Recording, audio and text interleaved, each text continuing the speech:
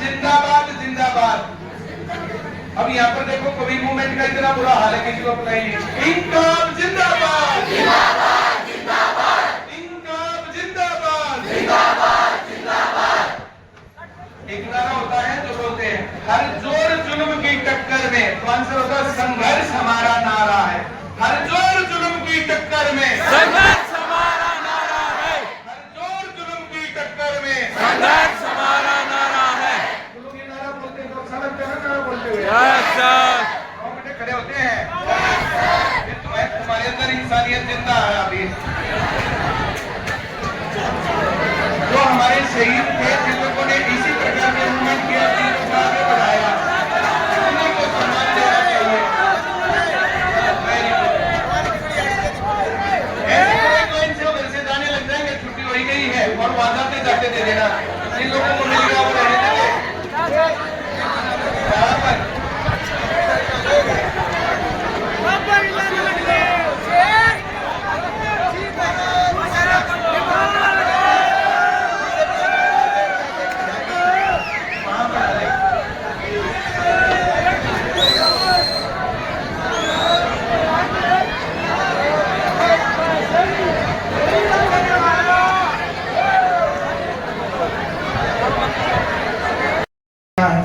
मैं तो रीजनिंग तक होने लग जाए तक जीके, तब तक 2-3 बार क्लास में सुन लोगे तुम। और जब ये तीनों सारी चीजें हो जाएगा जब अंग्रेजी में भी देखेंगे लोग।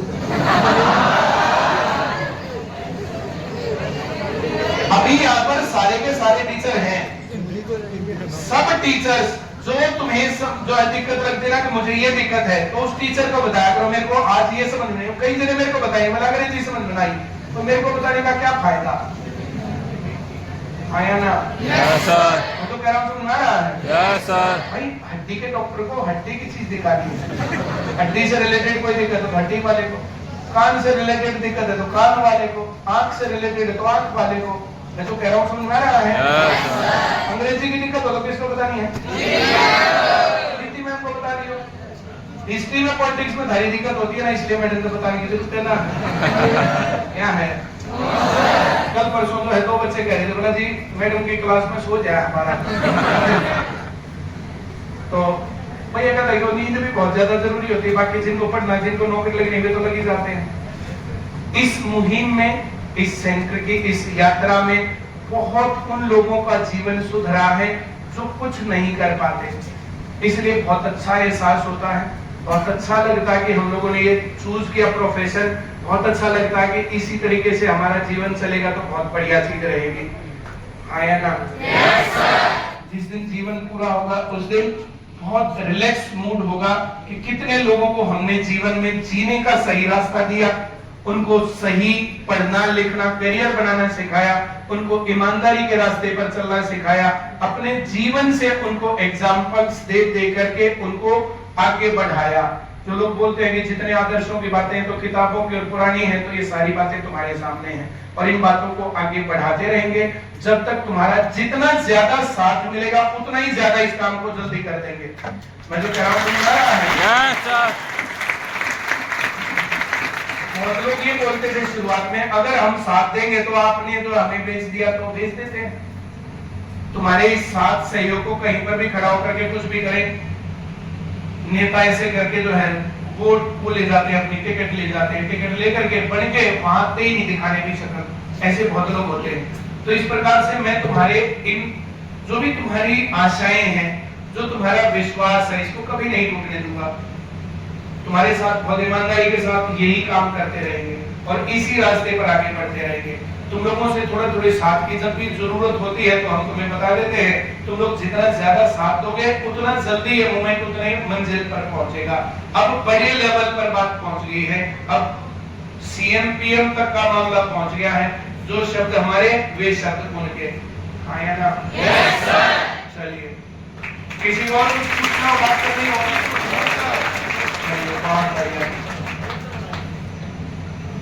दोनों को लगाने के बाद कुछ लोगों ने बोला कि अब वोट किधर देना है।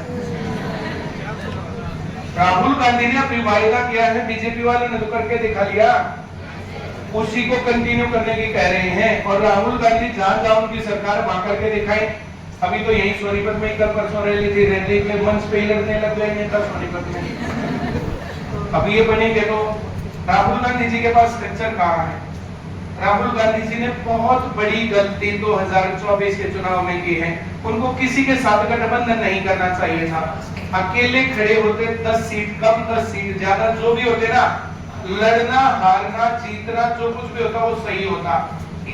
अब कौन आदमी बता सकता है इनकी सीट ज्यादा गई तो कौन रेल मंत्री बनेगा, कौन प्रधानमंत्री बनेगा, कौन गृह मंत्री बनेगा, और फिर उनकी डिमांड्स क्या क्या होंगी? कौन इनको फेयर सिलेक्शन कर लेने देगा? फिर जो ये वायदे हैं उस वायदे में अभी दम नहीं है। बोला बहुत बढ़िया गजब, इसलिए पहला स्टेटस राहुल गांधी का, बाद में दूसरे आया ना। मैं तो कहता हूं किसी दिन करेंगे बात इस बात पर भी। राहुल गांधी, सोनिया गांधी मुझे बहुत डेडिकेटेड फैमिली लगती है, बहुत ज्यादा डेडिकेटेड फैमिली। पर बड़ी गड़बड़ क्या है, राहुल गांधी को बताने वाला जो भी आदमी है या तो जानबूझकर उसको बर्बाद कर रहा है या उसको भी अकल नहीं। ये बड़ी दिक्कत है। इस टाइम पर जब राहुल गांधी ने साउथ से नॉर्थ तक की यात्रा कर दी, जब वेस्ट से ईस्ट तक की यात्रा कर दी, ऐसी यात्रा जब भी हुई है देश में सत्ता परिवर्तन हुआ है हमेशा। अब अगर सत्ता परिवर्तन नहीं होगा ना तो इसकी इस नासमझी के चलते इन्होंने सारी जगह तो अपने कैंडिडेट ही नहीं उतारे। गठबंधन के अंदर जिन लोगों की कोई सही साख नहीं है उन लोगों के साथ उनके गठबंधन है तो वहां गड़बड़ है। कल उनको गालियां दे रहे थे, आज उनके साथ है। तो इस प्रकार की चीजें ये गलत है। और आज कोई भी आदमी विश्वास के साथ, ये कौन कह सकता है कि अगर सीट ज्यादा आई तो प्रधानमंत्री कौन बनेगा? बताना। इनका मंत्रिमंडल में कौन होंगे? और रोज वहां खींचतान और उठापटक नहीं होगी। बताना जरा। श्रीमती इंदिरा गांधी जिस टाइम पर हारी, जनता पार्टी की सरकार आई, ऐसे ही बहुत सारे लोग, कहीं की ईंट कहीं का रोड़ा, भानुमति ने कुनबा जोड़ा, इस प्रकार से कुनबा जोड़ दिया। लेकिन वो सरकार कितने दिन चली? पॉलिटिकल साइंस बबीता मैम पढ़ाती है उसको डिस्कशन में लोग, जब इकोनॉमिक्स होती है, इकोनॉमिक्स पढ़ाते हैं, पंचवर्षीय योजनाएं पढ़ाते हैं। पंचवर्षीय योजनाएं, तो पंचवर्षीय योजना में सबसे ज्यादा असफल योजना 5वीं पंचवर्षीय योजना थी। उसके बाद जनता पार्टी की सरकार आई तो क्या घटनाएं घटी, क्या हुआ, देश की आजादी के बाद क्या मामला हुआ, क्या क्या गलत क्या क्या सही। ये पोस्ट इंडिपेंडेंट इस प्रकार का तो जो है समकालीन भारत का इतिहास कोई सिखाता ही नहीं, पढ़ाता ही नहीं। भारतीय शिक्षा में बड़ी दिक्कत है। पूरी दुनिया ऐसे पढ़ाती, भारत नहीं पढ़ाता। भारत पढ़ाएगा तो इन सारी बात पता चलेगा। ये दिक्कत है। मैं जो कह रहा हूं समझ आ रहा है? बीजेपी ने कभी भी मैंने तारीफ नहीं की, बीजेपी की जम के तारीफ की इस घटना पर जब 3 मुख्यमंत्री बड़े राज्यों के, राजस्थान, एमपी, छत्तीसगढ़, किसको पता था ये सीएम बनने वाले?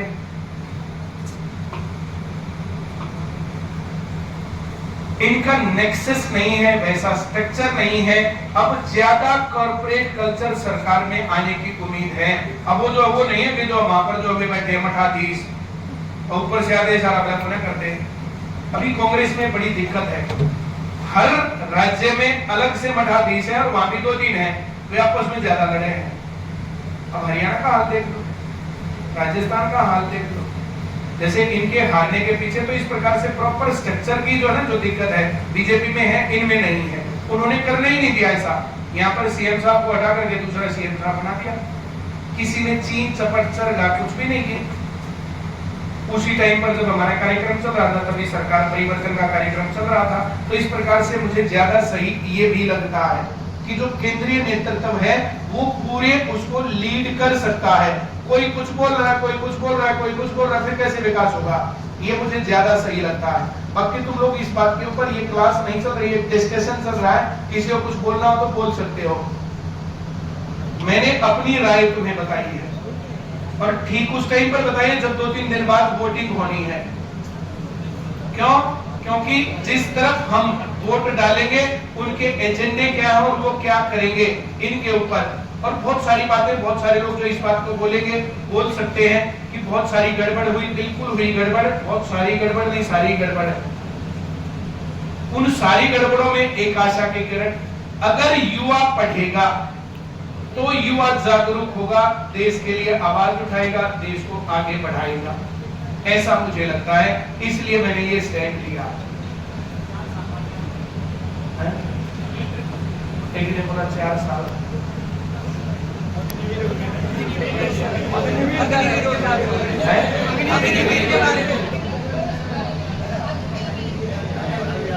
अग्निवीर की एक योजना बनाई। अग्निवीर के ऊपर मैं क्या सोचता हूं, अगर तुम्हें लगता है कि अग्निवीर की जो सारी जो सिचुएशंस है वो सही नहीं है तो तुम मत जाओ ना, वहां दूसरी जगह लग जाओ। किसी दुकान पर कोई सामान जो खराब मिल रहा है तो मेरे को जरूरी है उसी दुकान पर जाके कहना भाई तू ये सड़ा हुआ सामान मत बेच, अच्छा बेच। जो अच्छा बेच रहा है उसके पास चले जाएंगे हम लोग। हम लोगों को रोजगार चाहिए, तो रोजगार जिसका जो चॉइस है अपने अंदर लाइकियत इतनी पैदा करो, वहां चले जाओ, उसमें क्या दिक्कत है। और ये पॉलिटिक्स, ये लोकतंत्र, ये देश, ये सरकार बदलना, जैसी सरकार उसको सौंपी जानी चाहिए ना जो काबिल तो हो। जनता पार्टी वाला हाल हुआ तो 2.5 साल में सारा मामला तितर बितर ये वो, फिर क्या करोगे। चलिए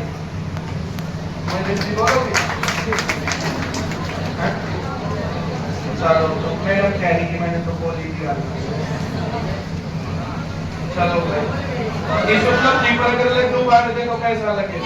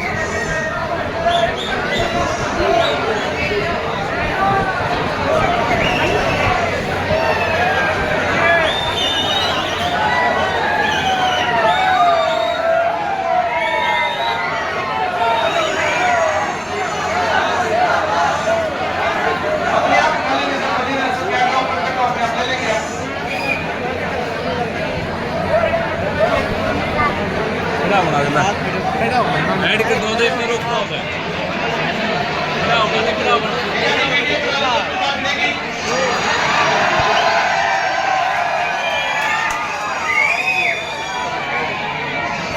बड़ा या फिर बड़ी ऊपर हो जा, बड़ी ऊपर हो जा।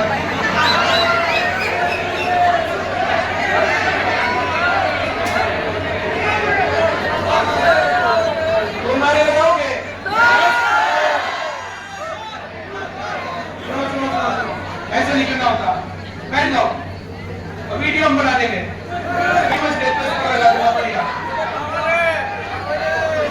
इतना बहुत बड़ी आज के टाइम पर मैं बोलूंगा जो लड़ेगा, तुम बोलना वो जीतेगा, जो लड़ेगा आवाज क्लियर थोड़ी है। जैसे क्लास में बोलते ना, दिशा में बहुत प्रॉपर काम करने के बाद युवाओं ने साथ दिया, हमने भी मार्गदर्शन दिया और सब लोगों ने मिलकर के काम किया। हम इस बात में कामयाब रहे कि देश के प्रधानमंत्री ने जो है फेयर सिलेक्शंस और रोजगार के ऊपर बात की, देश के गृह मंत्री ने इसके ऊपर बात की, हरियाणा के सीएम ने लगातार इसके ऊपर बातचीत की और हम लोग लगातार जो ये कार्रवाई कर रहे हैं उसका ये रिजल्ट देखने को हम लोगों को मिला। जो मैं कह रहा हूं समझ में आ रहा है। आज केंद्रीय मुद्दा रोजगार है, आज केंद्रीय मुद्दा धर्म, भारत खतरे में, पाकिस्तान से खतरा, ये खतरा वो खतरा नहीं है। और इसकी कोशिश में हम लोगों ने पिछले 10 साल से तो बहुत अच्छे तरीके से काम किया, युवाओं को बताया, समझाया, मार्गदर्शन दिया कि सबसे अच्छी सरकार कौन सी, जिसके कारण हमारा घर कैसा चलेगा ये असर पड़े। हम लोगों ने इसके ऊपर बातचीत की और हम लोग इस बात में सफल रहे। थोड़ी सी जो है कुछ चीजें और अच्छी हो सकती थी, वो नहीं हो पाई, तो चीजें कोई बात नहीं, 2 दिन आगे पीछे, 2 दिन समाज आगे पीछे ऐसे चलता रहता है। इसकी कोई निश्चित समय सीमा नहीं होती कि कब और किस टाइम पर हो जाएगा। लेकिन इस मांग ने बहुत बढ़िया तरीके से काम किया और हरियाणा भर के अंदर से नेताओं को लोगों ने सीधे बिल्कुल नहीं जाने दिया। हर जगह पर लोगों से क्वेश्चनिंग जरूर हुई है कि हो क्या रहा है, क्या नहीं हो रहा है, क्या सही हो रहा है और क्या गलत हो रहा है। मैं तो कह रहा हूं, समझ में आ रहा है? ये मांग मैंने ही शुरू की थी। मनोहर लाल खट्टर जी मुख्यमंत्री हुआ करते थे, टीवी शो होते थे, बच्चे वहां पर जाते थे, कभी पंचकुला में, कभी चंडीगढ़ में, कभी कहीं पर।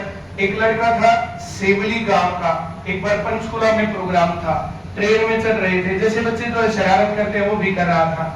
वो जो है ट्रेन बोला जब स्पीड पकड़ लेगी ना तब चढ़ूंगा, तब तक नीचे खड़ा रहा। ट्रेन स्पीड पकड़ी, भाग करके चढ़ने लगा, चढ़ाई न गया, पैर फिसल गया,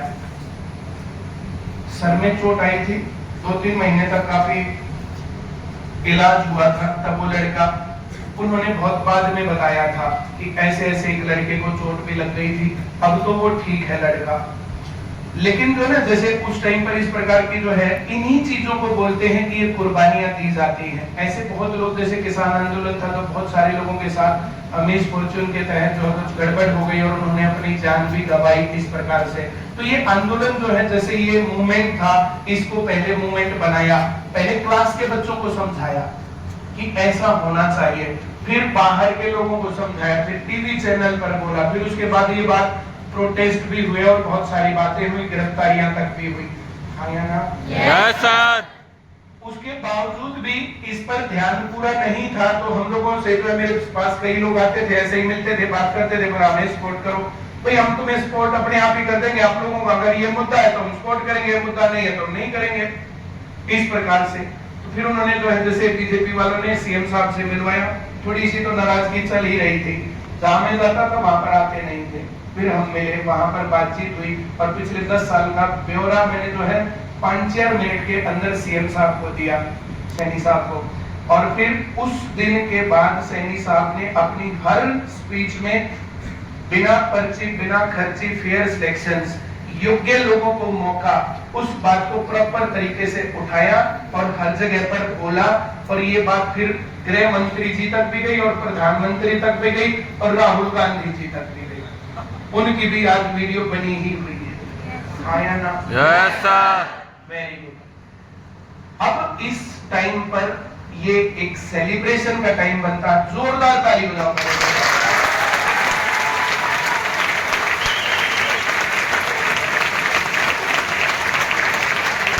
जिन लोगों ने इस मांग को पहली बार सुना उनके लिए ताली बजवाई मैंने।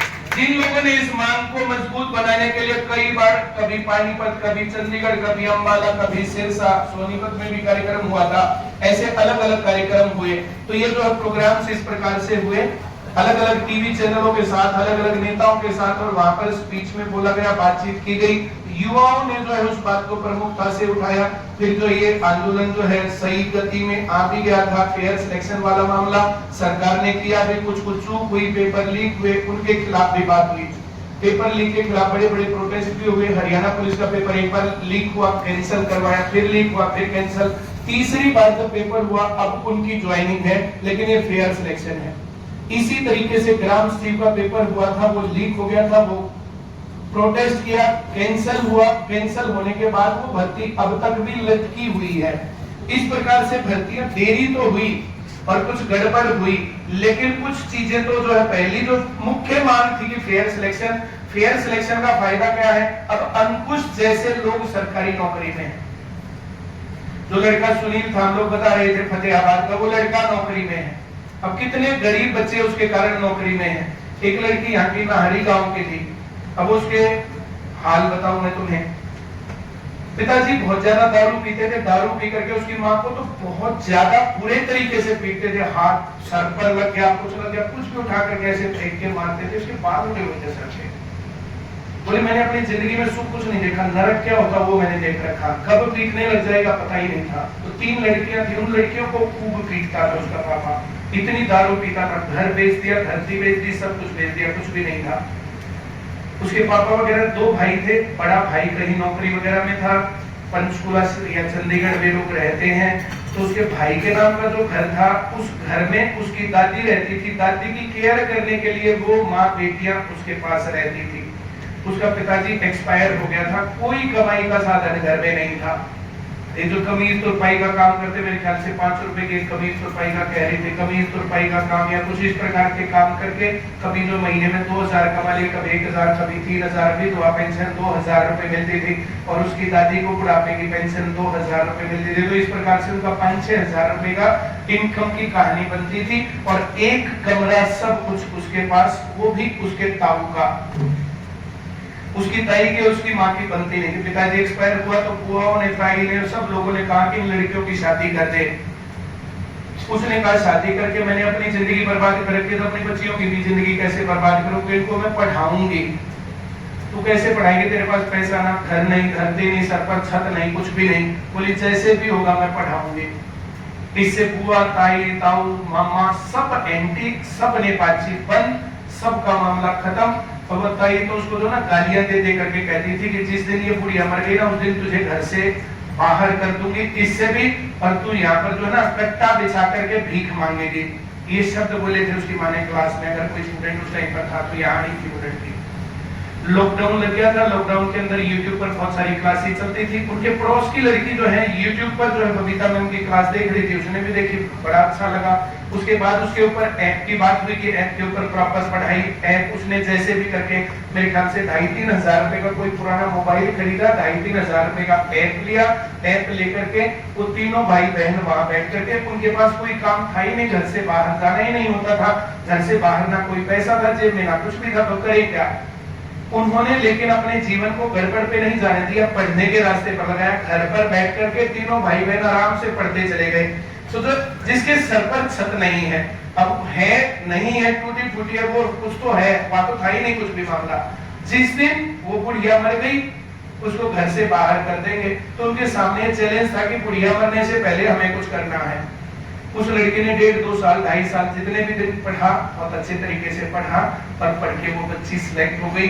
सिलेक्ट होने के बाद यहाँ पर आकर के वो बोलना तो बोला ही नहीं जा रहा था मुझे, काफी देर तो बोला ही नहीं गया। फिर उन्होंने अपनी कहानी बताई, ऑफिस में बैठ करके हम लोगों को अच्छे तरीके से सारी बात समझाई, बताई कि तो इस प्रकार से हम लोगों ने ये सब चीजें देखी। और उसके जो दूसरे भाई बहन हैं वे भी नौकरी के रास्ते पर ही हैं, बहुत जल्दी लग जाएंगे, वे भी वो सिलेक्ट हो गई। तो यहाँ पर आके उसने कहा कि अब किसी भी कंडीशन में मेरी माँ को भीख नहीं मांगनी पड़ेगी। अब किसी भी कंडीशन पर, अब किसी भी कंडीशन पर मेरे रिश्तेदार हम लोगों को ताने नहीं दे सकते। कम से कम मैं अपनी माँ को वहां क्वार्टर लेकर के और वहां रख सकती हूँ, ये काम हो सकता है। तो ये इस तरीके की चीजें, ये कितनी ही स्टोरीज में यहाँ पर खड़ा होकर के बोल सकता हूँ। कई लाख बच्चे सरकारी नौकरी में हैं और ये सारा काम तब है जब ये सिलेक्शंस फेयर हुए, वरना पहले कहानियां जो चलती थी वो फेयर सिलेक्शंस की नहीं चलती थी। इसके लिए संघर्ष हुआ, प्रोटेस्ट भी हुए। इस प्रकार से वहां पर हुआ कि जो है मेरे सामने जो है, जैसे चंडीगढ़ प्रोग्राम था, बबीता मैम भी गई थी, मैं भी गया हुआ था। अब जिस टाइम पर प्रोग्राम था उस टाइम पर वहां पर सब कुछ सही नहीं दिख रहा था, स्मूथ नहीं था।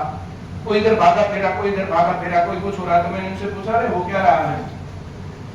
बोला हो ये रहा भाई साहब, सीएम साहब ने कह दिया कि अगर परिमल वहां है तो मैं प्रोग्राम में आऊंगा ही नहीं। मैं यार इतनी कहती कह देते कि परिमल चला जाएगा। बोला हम ऐसे कैसे कह देते हो, इसमें क्या हो गया? बोला हमने इनवाइट किया हुआ, बुलाया हुआ, इसमें क्या हो गया? सीएम साहब जिद मान गए तो कोई बात नहीं, और वो राज्य के प्रथम है। मैंने कुछ भी कहे भी ना, वहां से मैं चला गया। उसके बाद सीएम साहब आए, कार्यक्रम हुए, इस प्रकार से 2-3 और भी कार्यक्रम हुए। बातचीत और क्वेश्चंस, मैंने कभी बदतमीजी नहीं की, लेकिन उन सवालों के जवाब नहीं होते थे। मैं पूछता था टैक्स फ्री एजुकेशन क्यों नहीं होनी चाहिए? अकेला भारत ऐसा देश क्यों है जिसके कारण टैक्स लग रहा है? यहाँ पर पूरी दुनिया में कहीं नहीं है।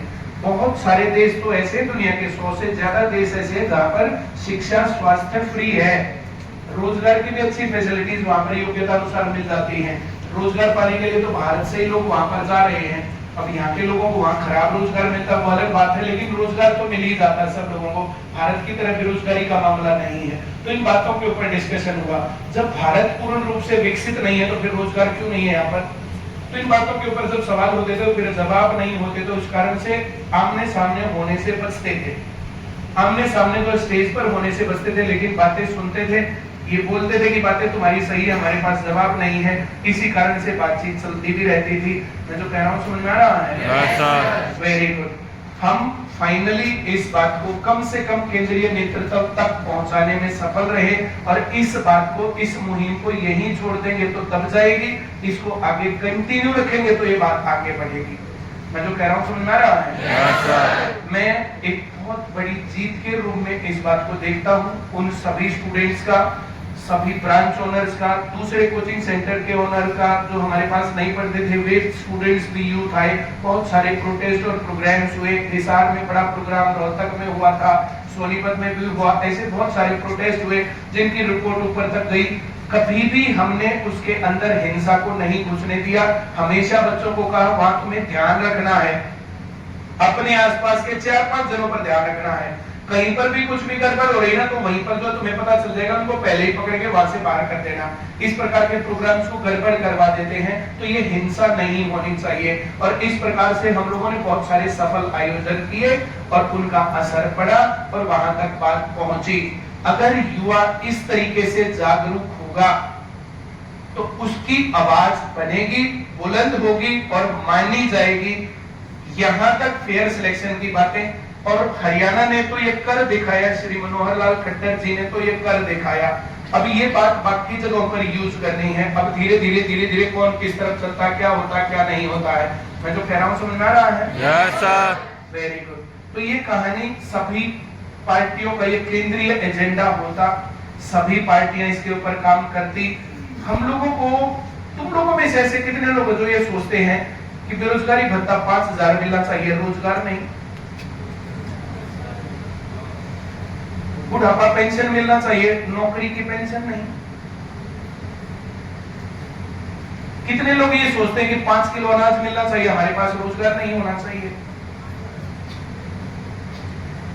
अब कोई आदमी कहे कि ये गलत हो रहा, वो गलत हो रहा, ये गलत वो गलत नहीं, सब कुछ गलत हो रहा है। उस सब कुछ गलत में एक ठीक काम हुआ है, बिना खर्ची बिना पर्ची रोजगार। उसके कारण इतने युवा पढ़ने आने लग गए। अगर वो स्कीम ना होती तो इतने युवा पढ़ते नहीं, और इतने युवा पढ़ते नहीं तो सुनते नहीं तो जागरूक नहीं होते, जागरूक नहीं होते तो कहीं और रील देख रहे होते, या अपराध के रास्ते पर जाते, या नशा करते, या कुछ और असामाजिक गतिविधियां करते। ये सब चीजें इसलिए पॉसिबल है कि ये जो है ये काम हुआ। इसके लिए मैं तहे दिल से मनोहर लाल खट्टर जी का और बीजेपी पार्टी का शुक्रगुजार हूं, थैंक यू करता हूं।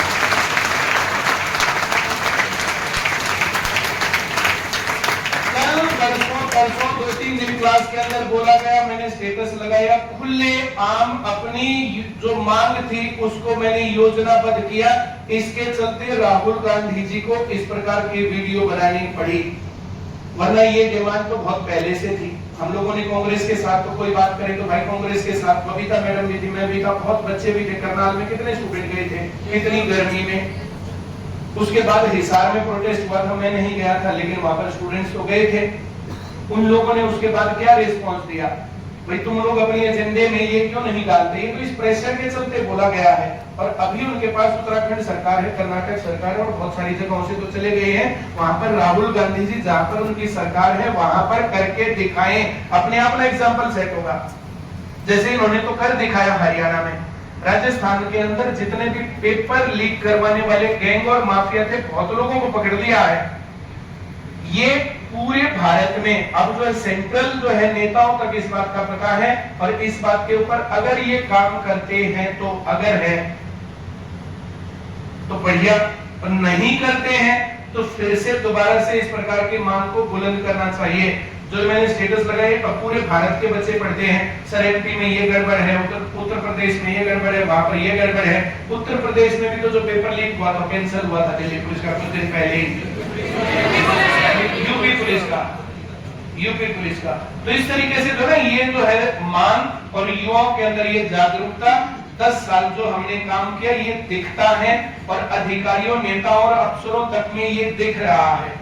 इस बात को अभी और आगे बढ़ाना है, कानूनी रूप के रूप में ये चीजें आ जाए और कुछ डिमांड्स और रेगुलर भर्ती, ये बात बहुत बार बोली जा चुकी है। टैक्स फ्री एजुकेशन बहुत बार बोली जा चुकी है। फ्री ट्रांसपोर्टेशन बहुत बार बोली जा चुकी है। ये आखिरी इलेक्शन नहीं है, इस तरीके से आएगा और जिस प्रकार से तुम लोग जो है जैसे मैं इशारा करता हूं वैसे तुम लोग मान लेते हो, तो उसी का असर है कि ये लोग इन बातों को भी मान लेते हैं।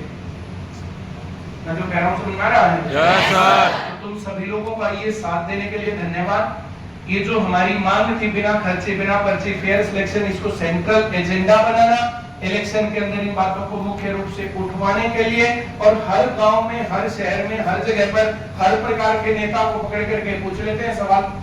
कल भी दुष्यंत चौटाला जी उचाना के किसी गांव में थे, वहां पर गांव में जो है वोट मांगने के लिए गए हुए थे, बुला करके वहां लोगों ने खूब पूछा किसान आंदोलन पर क्या किया, सीईटी क्वालिफाइंग पर क्या किया। तो दुष्यंत चौटाला जी बोले तुम तो भाई गांव में बुलाकर बेइज्जती करो। बड़ा बेइज्जती की कौन सी बात है सर, हम तो आपसे सवाल पूछ रहे हैं, जब हम लोग सड़क पर थे इन मांगों को लेकर के, आप कहां थे? आप उस टाइम पर 5 स्टार ठेके बना रहे थे। हरियाणा के ठेकों का विकास कितना हो देखा? दुष्यंत चौटाला जी के पास डिपार्टमेंट था। लॉकडाउन के अंदर स्कूल बंद रहे, ठेके खुले गए। Yes sir. दुष्यंत चौटाला जी का बात तो बनता ना इस बात के ऊपर। Yes sir. जब किसान सड़कों पर बैठे थे तो उनका क्या बयान था? जब स्टूडेंट सीईटी क्वालिफाइंग और ये सब बातें कोई आदमी ये कहे, तो दुष्यंत चौटाला जी के साथ 2 प्रोग्राम्स में मैंने स्टेज शेयर किया और वहां पर मैंने इन मांगों को मुख्य तौर पर उठाया। मैं जब भी गया, जब मेरे हाथ में माइक आया ना, तो मैंने ये मांगे उठाई, हमेशा उठाई, चाहे कोई था।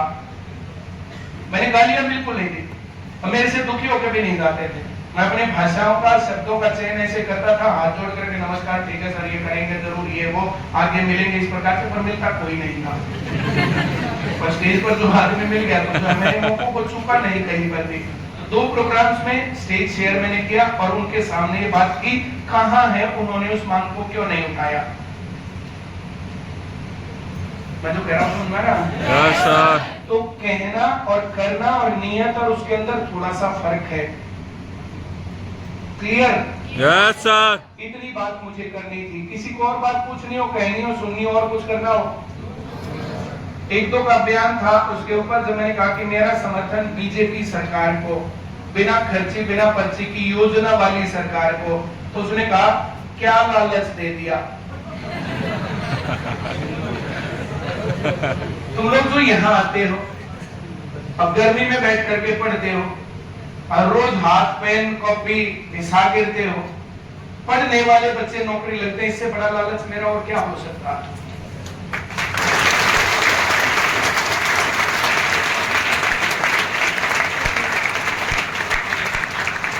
जिस टाइम पर सेंटर मैंने शुरू किया था, जब तक हमारी सोच क्या थी, आज ये क्या मूवमेंट किस दौर पर खड़ा हो गया है और कितना लाड प्यार सम्मान और ये सब कुछ चीजें मिलती हैं, और क्या चाहिए हमें?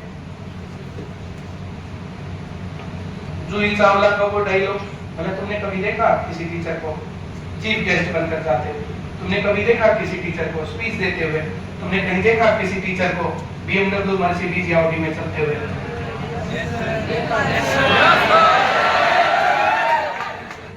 और क्या चाहिए?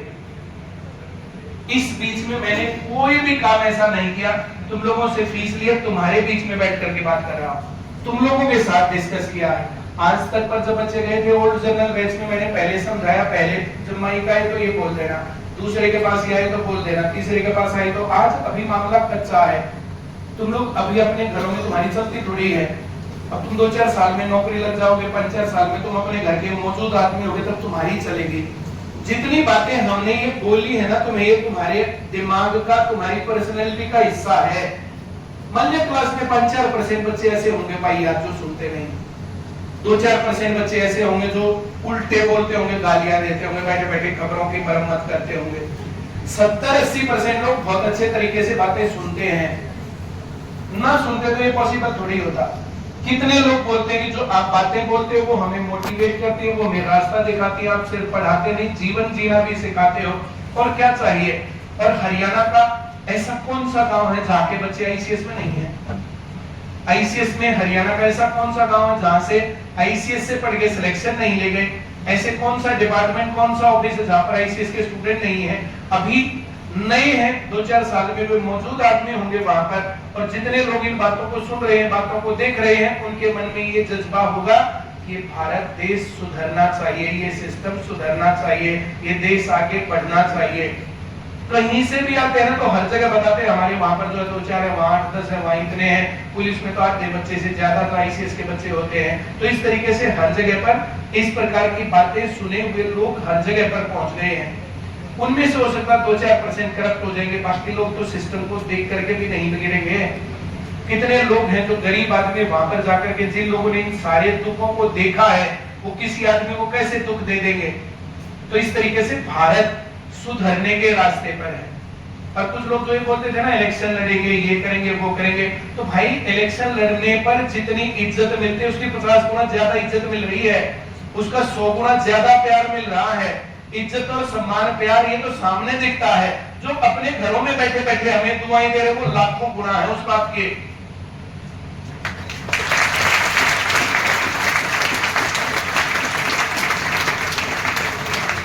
जिन घरों में नौकरियां चली गई, एक घर में 3-3 नौकरियां, 2-2 नौकरियां, 4-4 नौकरियां, 5-5 नौकरियां, उन घरों से कितनी दुआएं निकलती होंगी जाने अनजाने।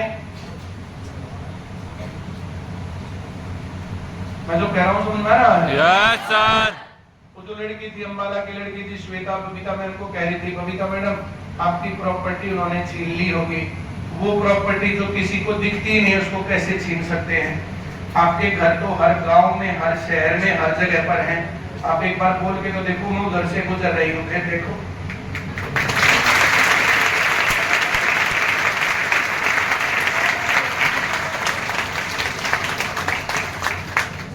ये जो हम लोगों ने शुरू किया था बीच में, जो इस मुहिम को हमने जोड़ा था, जोड़ करके आगे बढ़ाया था, जैसे पंचकूला कार्यक्रम किया था, इस प्रकार के कार्यक्रम और करके नेताओं को वहां बुला करके अपने डिमांड्स के प्रति अवेयर करके, बाकी तरीके से जो भी होगा हम अपने कामों को करते रहेंगे, इसी तरीके से करेंगे।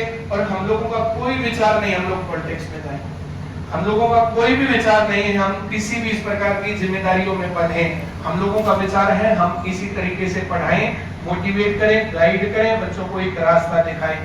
एक चूक और चल रही है साहित्य पढ़ने की। साहित्य का हम लोगों ने शुरू किया था, लेकिन लॉकडाउन के चलते और उन कई चीजों के चलते, प्रॉब्लम्स के चलते उसको रोका। 12, 16, 15 किताबें हमने पब्लिश करवाई थी, शायद भी खत्म भी हो गई है। वो साहित्य और सबको पढ़ना चाहिए, सबके घर में सबका एक टारगेट होना चाहिए, मुझे 1 महीने में 1 किताब ले लेनी है। भगत सिंह की 4-5 किताबें हैं, भगत सिंह क्या कहना चाहते थे। प्रेमचंद की 2-3 किताबें हैं, प्रेमचंद क्या कहना चाहते थे, बाकी साहित्यकार क्या कहना चाहते थे। जहां ना पहुंचे रवि वहां पहुंचे कवि। तो वैसा तुम्हें एक तो जीवन का आभास होगा।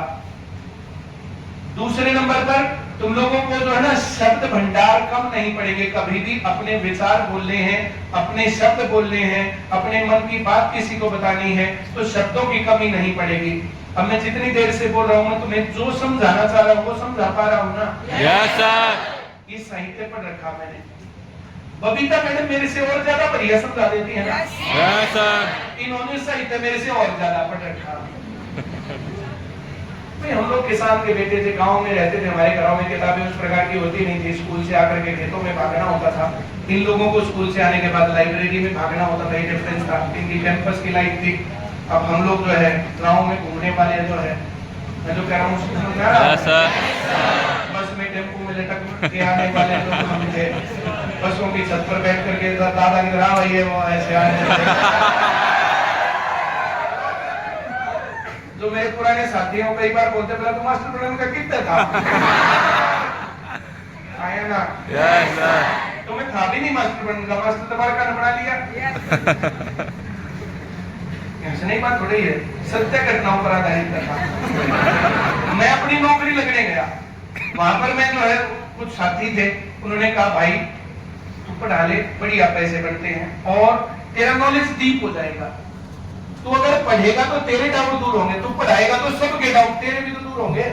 क्या पता किसके मन में क्या डाउट है, तो तेरी तैयारी बहुत बढ़िया हो जाएगी। जब पढ़ाया तो बच्चों ने बहुत बातें सिखाई।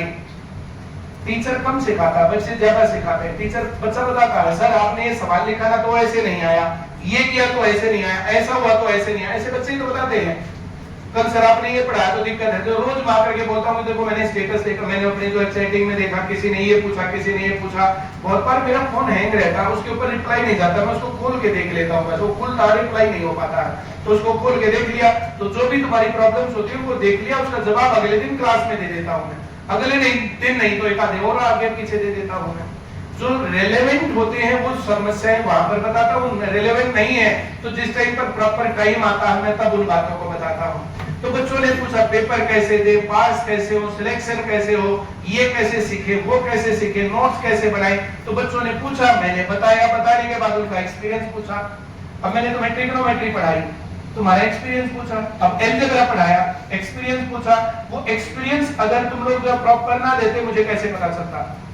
अब तुम्हारी पूरी क्लास में ऐसा कौन है जिसको ट्रिग्नोमेट्री सीखनी थी, ओल्ड जनरल बैच में है और ट्रिग्नोमेट्री नहीं आई, ऐसा कौन है? अलजेब्रा सीखना था, किसको नहीं आ रहा? अब जो बच्चे न्यू जर्नल गया तो न्यू जर्नल में जो बातें सिखा रहे भाई, भिन्नों की जमा, घटा, गुणा, भाग, दशमलव, प्रतिशत, अनुपात और क्या सिखाना है, अब इनका यूज कैसे करना है, कैसे कैसे होता है, ये सारी बातें 3-4 महीने में एक बार कोर्स पूरा हो जाता है न्यू जर्नल का मैथ का। अब मैथ जिनको आ गया ना तो बाकी सब सीख सकता है।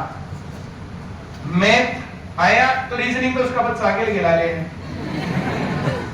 आया ना। Yes sir. जिसको मैथ और रीजनिंग आ गई तो देखो जीवन में दिया क्या, पूछा क्या, आएगा कैसे। अभी हिस्ट्री की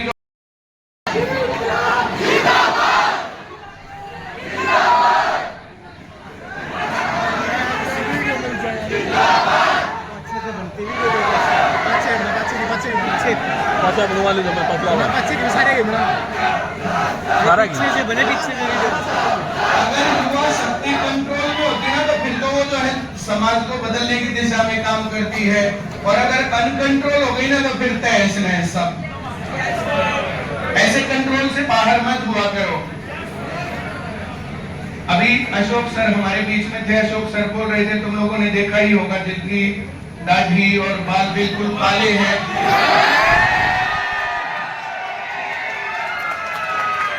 जो शक्ल से भी नौजवान है, मन से और तन से भी नौजवान है। ये पर्सनैलिटी वाइज इंग्लिश के टीचर है, वैसे हिंदी पढ़ाते हैं। अभी आप लोगों के बीच में थे। सुनना ज्यादा, बातें बोलने वाले जो है, बोलने वाले जैसे पहले थे वैसे के वैसे ही रह जाएंगे। किसी को टोकना ना पड़ेगा तुम क्या कर रहे हो क्या नहीं कर रहे हो। समझदार लोग सुनते हैं। बैठ जा लड़की, तू भी बैठ जा, खड़ी खड़ी नाच रही है, थोड़ी सी भीड़ है, भीड़ में बैठ जाओ। एक आधी बार तुम लोग दिल्ली से जो है तक आजादपुर के टेम्पो में बैठ करके या पानीपत से सराना के टेम्पो में बैठ करके नहीं गए हो, वैसे ही बैठना होता है। सुनील सर वहां क्यों खड़े हो, आप लोग आ जाओ।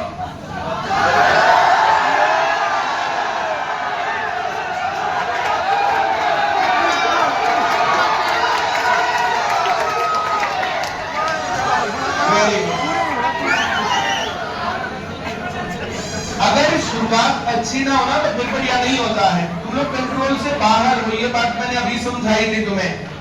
सुनने के मोड पर आओ, हर कहीं पर किल्की मारने का मोड नहीं होता, सुनना भी चाहिए अच्छे तरीके से। Yes sir. एक बहुत बड़ी अचीवमेंट, तुम पता नहीं फील कर रहे हो कि नहीं कर रहे हो, जब स्टेटस मैंने लगाया तुम लोगों ने फील किया कि नहीं किया, बहुत बड़ी अचीवमेंट। कम से कम 40 साल बाद देश के राष्ट्रीय नेतृत्व ने रोजगार के मुद्दे को उठाया है, युवाओं के नौकरी